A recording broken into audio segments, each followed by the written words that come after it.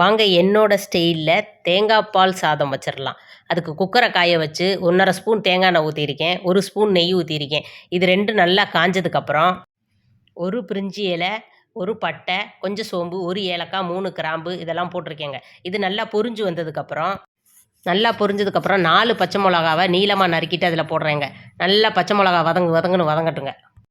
பச்சை மிளகா வதங்கினதும் 1 பெரிய வெங்காயத்தை நான் நீளமாக நறுக்கியிருக்கேங்க. அதை அதில் சேர்த்துக்கிட்டு நல்லா வதக்குன்னு வதக்குறேங்க. இப்போ கொஞ்சமாக கல்லுப்பு போட்டு வதக்குறேங்க.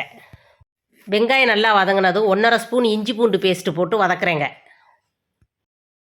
இஞ்சி பூண்டோட பச்சை வாசனை போனதுக்கப்புறம் 1 தக்காளியை பொடிசாக நறுக்குனதையும் கொட்டி நான் அதில் வதக்குறேங்க. சிலர் தக்காளி சேர்த்துக்குவாங்க, சிலர் சேர்த்துக்க மாட்டாங்க. நான் தக்காளி சேர்த்துக்கிறேங்க. இதுக்கு தக்காளி நல்லா வதங்கினதும் 1 கைப்பிடி அளவு புதினா, 1 கைப்பிடி அளவு மல்லிச்சப்பு, கொஞ்சோண்டு கருவேப்பிலை இதையும் சேர்த்து அதில் நான் வதக்குறேங்க. இது கூடவே சீரக செம்பா அரிசி 1½ கிளாஸ் எடுத்து ஊற வச்சுருந்தேங்க. ஊற வச்ச அரிசியை இது கூட சேர்த்துக்கிறேங்க.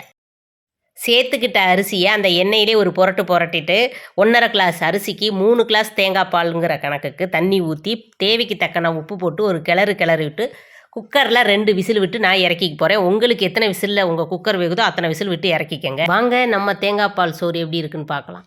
பார்த்தீங்களா, ஒத்தையாக இருக்கும், உதிரியாக இருக்கும். இதில் ஏதாவது குறைகள் இருந்தால் சொல்லுங்கள், நான் உங்களை வச்சு சமையல் கற்றுக்கிறேன். தேங்காய் பால் சாதம் பார்த்துருப்பீங்க, அது எப்படி இருக்குன்னு கமெண்ட்டில் சொல்லுங்கள்.